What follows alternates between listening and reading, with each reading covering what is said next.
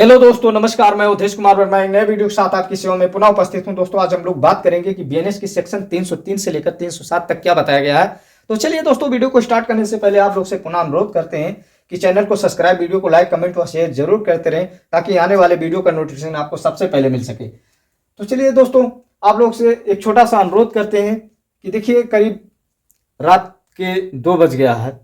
अब हम इतने समय में अगर वीडियो शूट करते हैं तो एक समाज की भलाई के लिए करते हैं कि ताकि समाज जागरूक हो और लोग जाने कि चोरी होता क्या है, या बीएनएस का या लॉ से संबंधित हम कोई भी वीडियो लाते हैं तो एक इस उद्देश्य से लाते हैं कि चलिए ठीक है, सोशल मीडिया पे अपना भी थोड़ा काम भी होगा और लोग जो है कानून के बारे में जागरूक होंगे, जानेंगे और एक समाज में एक नई चेतना आएगी। इसलिए हम लॉ से संबंधित वीडियो बनाते हैं और पढ़ के बनाते हैं। ऐसा नहीं कि मतलब ऐसे बना देते हैं झूठा फुर। हाँ, हो सकता है मिस्टेक किसी से भी हो सकता है कि थोड़ा बहुत कहीं मिस्टेक हो जाए, तो वो अलग चीज़ है। बाकी आप लोग भी मिलाप करते रहिए ताकि गलत ना होने पाए। तो चलिए दोस्तों, और अगर गलत भी होता है तो आप लोग कमेंट जरूर करके बताइए कि हम गलत क्या कह रहे हैं ताकि हमको भी मालूम चल सके। तो चलिए दोस्तों, अब वीडियो को स्टार्ट करते हैं। क्या कह रहा है? 303, 304, 305, 306, 307 के बारे में हम बात करेंगे। तो पहले हम बात कर लेते हैं 303 के बारे में।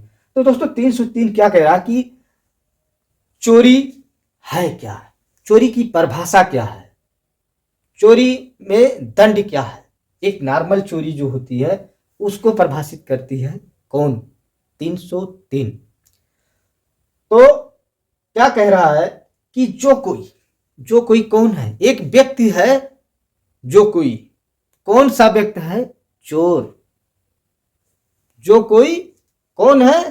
चोर है। किसी व्यक्ति के कब्जे में से उस व्यक्ति के सम्मति के बिना, मतलब किसी व्यक्ति के कब्जे में से, किसी व्यक्ति के कब्जे में से उस व्यक्ति के सम्मति के बिना कोई चल संपत्ति बेईमानी से लेने का आशय रखते हुए। किसके बारे में कह रहा है? चोर के बारे में कह रहा है कि जो कोई व्यक्ति, जो कोई किसी व्यक्ति के कब्जे में से, जो कोई किसी व्यक्ति के कब्जे में से उस व्यक्ति के सम्मति के बिना, किसके सम्मति के बिना? जिस व्यक्ति की संपत्ति है उस व्यक्ति के सम्मति के बिना कोई चल संपत्ति कौन सी संपत्ति होती है? जिसको एक स्थान से दूसरे स्थान पे आसानी से ले जाया जा सकता है। अचल संपत्ति कौन सी संपत्ति होती है? जो कि जमीन से जुड़ी होती है। जैसे घर हो गया, पेड़ हो गया, ये जमीन से जुड़ी होती है। लेकिन अगर पेड़ अचल संपत्ति है तो क्या उसकी चोरी नहीं होती है? होती है। कब होती है? जब उसको जमीन से अलग कर दिया जाता है। बिना जमीन से अलग किए हुए पेड़ की चोरी नहीं हो सकती है। जब उसको जमीन से अलग कर दिया जाता है तब वो चल संपत्ति हो जाती है और उसकी चोरी हो जाती है। जब तक किसी भी अचल संपत्ति की तभी चोरी होगी जब उसको चल संपत्ति में कन्वर्ट कर दिया जाएगा, तो अचल संपत्ति की भी चोरी हो जाएगी। लेकिन जब वो अचल संपत्ति नहीं रह जाएगी, तो कह रहा है कि सम्मति के बिना कोई चल संपत्ति बेईमानी से लेने का आशय रखते हुए। कौन बेईमानी से आशय से लेने को रखता है? चोर। आशय रखते हुए वह संपत्ति ऐसे लेने के लिए क्या करता है? जहां पे मालिक ने संपत्ति को रखा है उस स्थान से दूसरे स्थान पे हटा देता है।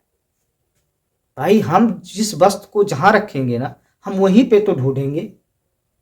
और जब वहां से उस संपत्ति को हटा दिया जाता है बिना मालिक के पूछे, बिना उसके सहमति के,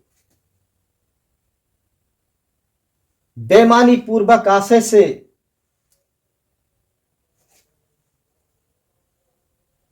और मालिक को बिना बताए उस संपत्ति को हटा देना चोरी कहलाएगा। इसके 5 आवश्यक तत्व होते हैं। पहला आवश्यक तत्व होता है चोरी का कि एक चल संपत्ति होना चाहिए। क्या होना चाहिए? एक चल संपत्ति होना चाहिए। दूसरा आशय है कि उस संपत्ति को बेईमानी पूर्वक आशय से एक जगह से दूसरे जगह पे हटा के रखना, ले जाना, इधर उधर कर देना। उसके बाद जिस व्यक्ति की संपत्ति है उस व्यक्ति की सम्मति नहीं होना चाहिए। उस व्यक्ति के संपत्ति का अभाव, सम्मति का अभाव होना चाहिए उस संपत्ति को हटाने के लिए। अर्थात अगर कोई संपत्ति ये नाम व्यक्ति की है तो ये से नहीं पूछा जाएगा कि इस संपत्ति को हम ले जा रहे हैं। बिना उससे पूछे आपने उसके कब्जे से संपत्ति को हटा दिया। तो वही बोल रहा है कि संपत्ति अचल संपत्ति होना चाहिए, बेईमानी पूर्वक आशय होना चाहिए, सम्मति नहीं होना चाहिए। किसकी सम्मति नहीं होना चाहिए? मालिक की सम्मति नहीं होना चाहिए। जिसका कब्जा संपत्ति पे है, संपत्ति पे, उसकी सम्मति नहीं होना चाहिए। फिर मालिक के कब्जे से, स्वामी के कब्जे से संपत्ति को हटाया जाना चाहिए। तो ये 5 आवश्यक तत्व होते हैं चोरी में। ये पांचों तत्व इन सब धाराओं में 304 में, 305 में, 306 में, 307 में, 303 में, सब में ये महत्वपूर्ण है। अगर ये चीजें नहीं मिलती हैं तो वो चोरी होगा ही नहीं, वो चोरी नहीं होगा। तो जो 303 का सेक्शन है, अगर कोई व्यक्ति इसके अंतर्गत किसी चल संपत्ति का बेईमानी पूर्वक आशय से बिना सम्मति के उस व्यक्ति का, जिसका संपत्ति है, उसके कब्जे से संपत्ति का हटाया जाना चोरी कहलाता है। अगर कोई व्यक्ति इस प्रकार से चोरी करता है तो ऐसे व्यक्ति को प्रथम बार चोरी में पकड़े जाने पर 3 वर्ष का कारावास प्लस जुर्माने से दंडित किया जाएगा। अगर वो व्यक्ति दोबारा फिर चोरी करते हुए पकड़ा जाता है तो ऐसे व्यक्ति को 1 वर्ष से लेकर 5 वर्ष का कारावास प्लस जुर्माना, और अगर उस संपत्ति का जो मूल्य है, जो वैल्यू है, अगर वो 5,000 रुपये से कम है तो ऐसे व्यक्ति को सामुदायिक स्थान पर सेवा करना होगा, झाड़ू पोछा करना होगा। उसके बाद जो हमारा सेक्शन 304 है, बेनेस का सेक्शन 304 है, ये क्या कहता है कि झपटमारी क्या है। झपटमारी एक ऐसी चोरी होती है, झपटमारी भी चोरी है, जिसको हम छीना झपटी जैसे नाम, स्नेचिंग जैसे नाम से समझते हैं, जानते हैं। तो ये बीएनएस में एक नए सेक्शन के रूप में जोड़ा गया है। इसका पूर्व में कोई प्रावधान नहीं था। इसको चोरी के अंतर्गत पहले माना जाता था, लेकिन अब इसके लिए एक नया धारा जोड़ दिया गया है जिसको झपटमारी के नाम से जाना जाता है। झपटमारी होता क्या है कि जैसे आप बाजार में जा रहे हो तो आप कोई सामान अपने हाथ में लिए हो, जैसे बैग हो गया या मोबाइल हो गया या माला पहने हो और बाजार में जा रहे हो। आप मान लीजिए कोई माला पहने हो, आपका माला काफी महंगा कीमती है, एक चोर दूर से देखता है, उसके मन में बेईमानी का आशय आ जाता है और वो व्यक्ति उस संपत्ति को जो आप पहने हो, जिसको माला कहा जाता है, उसको लेने का आशय रखते हुए उस आपके चल संपत्ति को लेने का आशय रखते हुए वो व्यक्ति आप पे अचानक, आप पे नहीं आपके माले पे अचानक अटैक करता है और आपके माले को लेकर शीघ्र शीघ्र वहां से हट जाता है आपके माले को लेकर, तो उसको क्या कहा जाता है? झपटमारी कहा जाता है। झपटमारी छीना झपटी के नाम से जाना जाता है। झपटमारी चोरी है। ऐसे चोरी में कुछ चीजें और जुड़ जाती हैं जिसको कहा जाता है अचानक शब्द। जैसे आप मेले में हो, बाजार में हो, आपका माला, आपका बैग कोई चोर देख रहा है कि उसमें पैसा भरा हुआ है, आपका महंगा माला है, आपके हाथ में मोबाइल है, वो क्या करता है? आप पे अचानक शीघ्र बलपूर्वक आपकी संपत्ति को पकड़ता है और वहां से आपके संपत्ति को आपसे जुदा कर देता है, हटा देता है। उसी को छीना झपटी कहा जाता है। अब बीएनएस के सेक्शन और जो छीना झपटी है ना, छीना झपटी में 3 वर्ष प्लस जुर्माने से दंडित किया जाता है। 3 वर्ष का कारावास प्लस जुर्माने से दंडित किया जाता है। वहीं पे बीएनएस का सेक्शन 305 है। बीएनएस का सेक्शन 305 ये कह रहा है कि कोई व्यक्ति अगर जहां पे लोग निवास करते हैं, लोग रहते हैं, अगर कोई व्यक्ति ऐसे जगह पे चोरी करता है तो ऐसे व्यक्ति को 7 वर्ष प्लस जुर्माने से दंडित किया जाएगा। अर्थात वो कौन कौन सी जगह होगी? निवास गृह में चोरी, मानव निवास गृह में चोरी, पूजा स्थल में चोरी अर्थात मंदिर वगैरह में चोरी, या यातायात के साधन में चोरी अर्थात मान लिया जाए कोई आदमी बस में जा रहा है, कोई आदमी ट्रेन में जा रहा है, लोग वहां पे भी आपने सुना होगा कि ट्रेन में हमारा जेब कट गया, ट्रेन में हमारा बैग गायब हो गया, ट्रेन में हमारा पैसा गायब हो गया। अगर कोई व्यक्ति ऐसे चोरी करते हुए पकड़ा जाता है तो उस व्यक्ति को 7 वर्ष प्लस जुर्माने से दंडित किया जाएगा।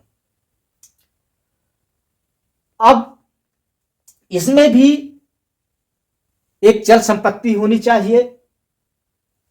चोर का जो आशय होता है वो बेईमानी पूर्वक होता है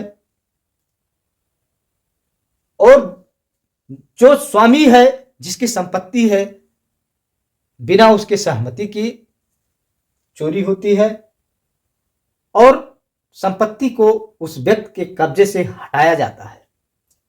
वही आवश्यक तथ्य इसमें भी अप्लाई होंगे। इन सब जितने भी चोरी के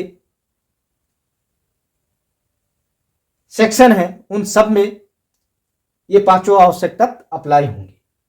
वहीं पे अब हम बात करते हैं बीएनएस का जो सेक्शन है 306, वो क्या कहता है कि सेवक द्वारा स्वामी के कब्जे से में संपत्ति की चोरी। सेवक अर्थात नौकर, स्वामी अर्थात मालिक। तो कह रहा है कि मालिक जो होता है उसके संपत्ति की चोरी उसका नौकर करता है। उसके बारे में बीएनएस की सेक्शन 306 ये कहती है कि सेवक द्वारा स्वामी के कब्जे से में संपत्ति की चोरी अगर करता है तो उसको 7 वर्ष प्लस जुर्माने से दंडित किया जाएगा। किसी भी मालिक का अगर उसका नौकर कोई संपत्ति हटा देता है, चुरा लेता है, इधर उधर कर देता है तो उसको 7 वर्ष प्लस कारावास से 7 वर्ष का कारावास प्लस जुर्माने से दंडित किया जाएगा। वहीं बीएनएस की सेक्शन 307 कह रही है कि चोरी करने के लिए मृत, उपाधि या अवरोध कारित करने के तैयारी के पश्चात अगर कोई व्यक्ति चोरी करता है या मृत उपाधि या अवरोध कारित करने के भय से अगर कोई व्यक्ति चोरी करता है तो ऐसे व्यक्ति को 10 वर्ष का कारावास प्लस जुर्माने से दंडित किया जाएगा। अब चोरी करने के लिए मृत्यु माने उसको मार देना जिसकी संपत्ति है, मतलब चोर इस इंटेंशन के साथ चोरी करने जाता है, इस आशय के साथ चोरी करने जाता है कि यार अगर संपत्ति लेकर निकलने में कोई दिक्कत होगा ना,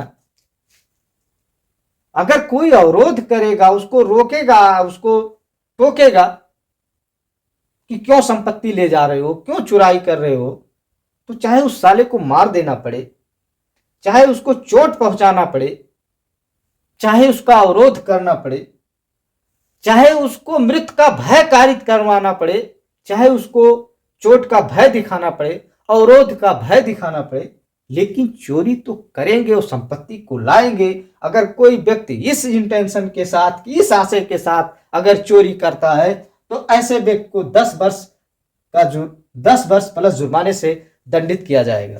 तो हाँ दोस्तों, हमको आशा है कि जो चोरी का 5 सेक्शन का कॉन्सेप्ट है, वीडियो थोड़ा सा लंबा जरूर हो गया होगा, लेकिन हमें आशा है कि ये वीडियो जो है, ये चोरी का कॉन्सेप्ट जो है आपको पूर्ण रूप से समझ में आ गया होगा। अगर दोस्तों आपको किसी भी प्रकार का समझने में प्रॉब्लम है तो आप लोग कमेंट जरूर करिए, ताकि हम इसको और सरल और आसान शब्दों में आपको समझा सकें।